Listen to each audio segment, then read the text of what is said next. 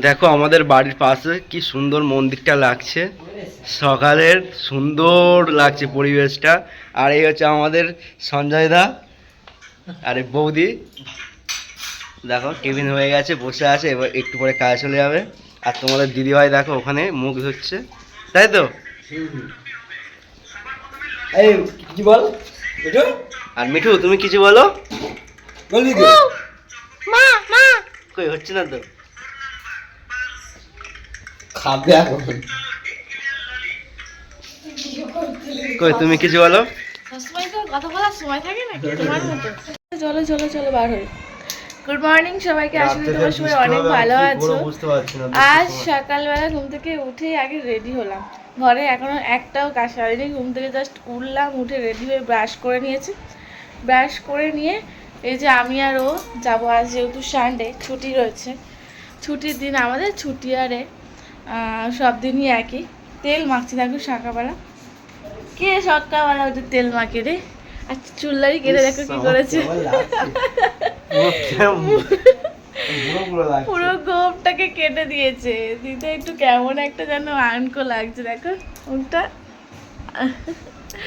দুজন মিলে যাবো একটু বাজারের দিকে। এক সপ্তাহ হয়ে গেছে, মানে চিকেন খাওয়ার ইচ্ছা হচ্ছে, তো চিকেন খাবো খাবো করে আর খাওয়া হয় না। তো বাজারে যাচ্ছিল, আমি বললাম সেই তো আমি ঘরে রয়েছি, টিউশন পড়ানো নেই, আজকে ছুটি আছে, আজ যেহেতু সানডে। তো বললাম যে তোমার সাথে যাবো চলো। তো উঠে তাই তাড়াতাড়ি করে রেডি হয়ে নিয়ে ব্রাশ করে নিয়ে ফ্রেশ হয়ে গেছি। চলো, কি সুন্দর দেখো সকালবেলা ঘুম থেকে উঠে গোপালের ছবি। আর তো সুন্দর ছবিটা না আমি দেখেছি, সেই জন্য ক্যালেন্ডারটা দিয়েছিল দোকানে। হালকাতা ছিল, হালকাতা করার পরে এই একটা ক্যালেন্ডার দিয়েছিল আর মিষ্টি প্যাকেট দিয়েছিল। এই যে দেখতে পাচ্ছ ক্যালেন্ডারটা কত সুন্দর। চলো বার হই, আমার এসে অনেক কাজ পড়ে আসে, বাসন মাজা, জামা কাপড় কাচা, বিছানা গোছানো, ঘর দাবা ঝাঁট দেওয়া, মোছা, আবার রান্না বসাতে হবে তাড়াতাড়ি, তুমি আবার কাজে যাবে। আরে কত কিসের জন্য দেখো, বিছানাটা পুরো এলোমেলো গেছে, আমি কি কোনো কাজ করেছি?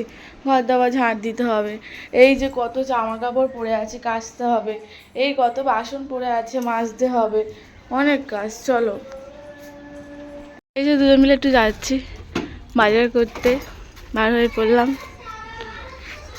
গাড়িটার কি অবস্থা দেখো। হ্যাঁ বাজারে ব্যাগটা রয়েছে, কত বাজার করবো জানি না।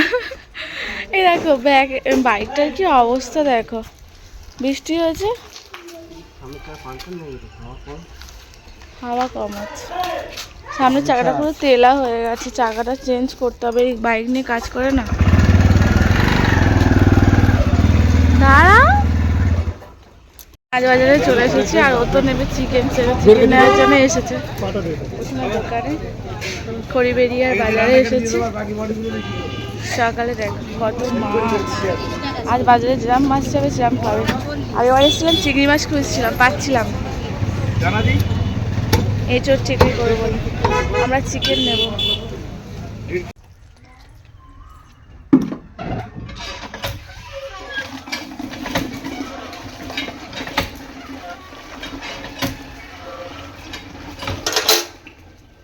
মেয়েরা না অনেক কিছু সহ্য করে নেয়। আজ ঝগড়া হলো, মান অভিমান, ছেড়ে চলে যাব, কত কী ভাবনা চিন্তা করা হয়।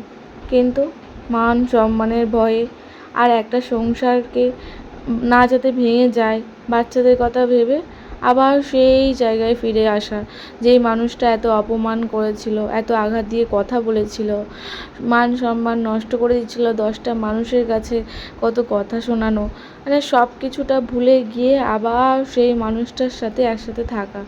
একটা মেয়ের জীবন সত্যি অনেক কঠিন। কারোর থাকে বাড়ির লোকের নিয়ে কষ্ট, কারোর থাকে স্বামীর নিয়ে কষ্ট, তো সব মিলিয়ে মিশিয়ে নিয়েও একটা মেয়ে সংসার করার চেষ্টা করে।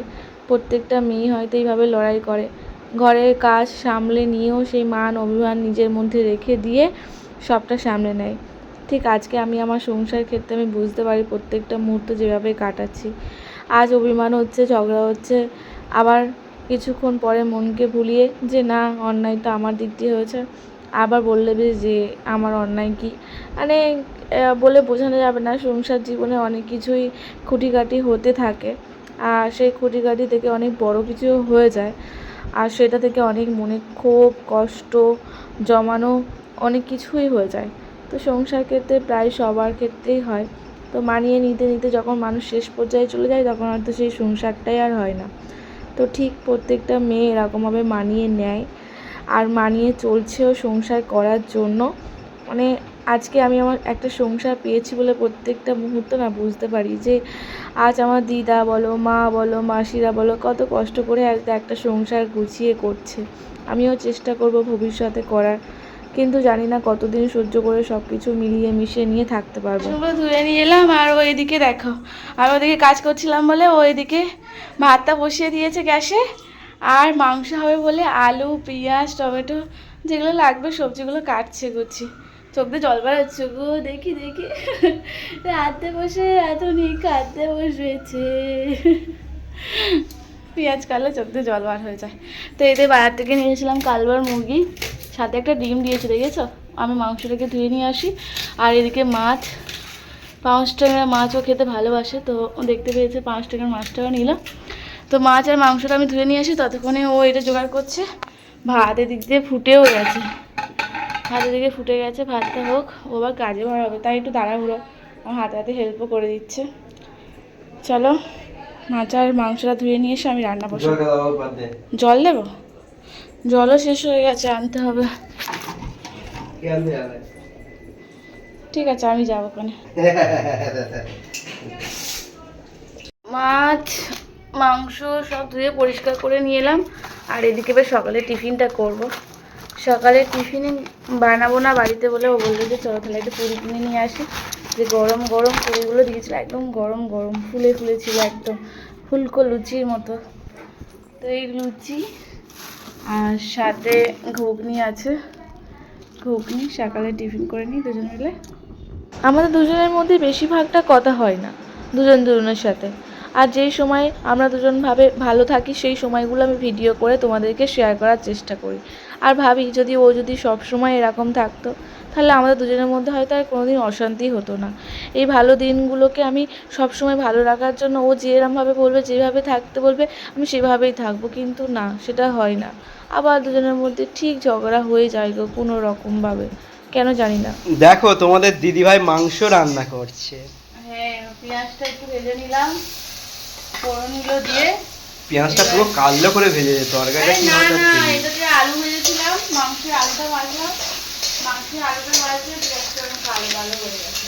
তারপরে গরম মশলা, গোটা গরম মশলা, কাঁচা লঙ্কা, পেঁয়াজ ফোড়ন দিয়ে এই রসুন বাটাটা দিলাম। রসুন বাটা দিয়ে একটু ভালো প্রথমে আদা বাটা দেবো, টমেটো দেবো, দিয়ে ঝাল মশলা যা আছে সব ভালোভাবে কষিয়ে নিয়ে তবে করবো।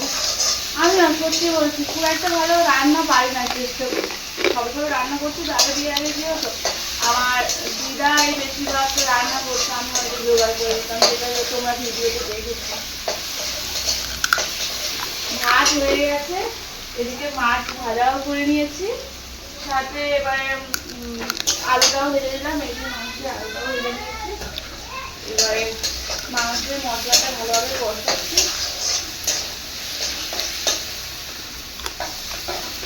আদা বাটা, রসুন বাটাতে হালকা করে কষে নিয়ে আদা বাটা দিলাম। প্রত্যেকবারে আদা বাটা রসুন বাটা একসাথে দিয়ে কষাম, এবার একটু আলাদা করে বেরিয়েছি। এটা কালবার মুরগি, বেশি মুরগি বেশি বড় রকম মুরগি যেন লাগে না, তাই না বলো?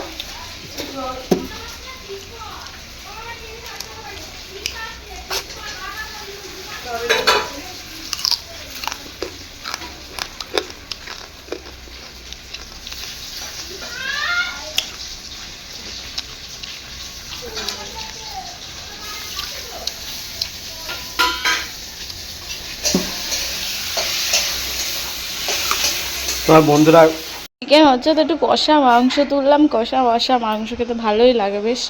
এই যে কষা মাংস রেডি, আর এদিকে তরকারি জল দিয়ে দিয়েছি, তরকারিটা ফুটছে, তরকারিটা হয়ে গেলেই হয়ে যাবে। তো কষা মাংস ওকেও দিয়ে না, কষা মাংস খাও, চুলদারিটা কেটে। সকালে উঠে যদি না ওর সাথে আমি বাজারে যেতাম তো ও অত তাড়াতাড়ি রান্না করার বাজারটা কিনে আনতো না, তাই আমি সকালে উঠেই কোনো কাজ না সেরে গিয়েছিলাম বাজারে ওর সাথে। আর নাহলে ওরকম কত বেলা করে বাজার করে নিয়ে আসে, তো রান্না করতে দেরি হয়ে যায়। আজ তাই ভেবেছি ঠিক আছে আমি যাব বাজার, আমি একসাথে গিয়ে করে নিয়ে আসবো। তো বাজারটা করে নিয়ে আসতে ঘরের কাজগুলো সেরে রান্না করে জামা কাপড়গুলো কেচে দিয়েছিলাম, সেগুলো ছাদে মেলে দিলাম আর স্নানও হয়ে গেছে। খেতে বসবো একসাথে।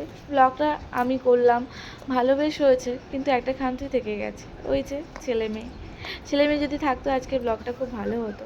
আমি না মাসে একবার কি দুবার এখন করে ব্লগ করি, যে দিনগুলো একটু ভালো থাকি, ওর মতের মিল থাকে আমার সাথে, ও ভালো ব্যবহার করে আমার সাথে, সেদিনকেই ব্লগ করি, এছাড়া আদার্স দিন নয়। আর সেই এক দিন ভিডিও দেখে তোমরা হয়তো অনেক কিছু কমেন্টও আমাকে করে দাও, যেটা আমি দেখাই সেটাই তো বলবে, তাই না? তো বিকেলে একটু বার হলাম পার্লারের কাজের জন্য।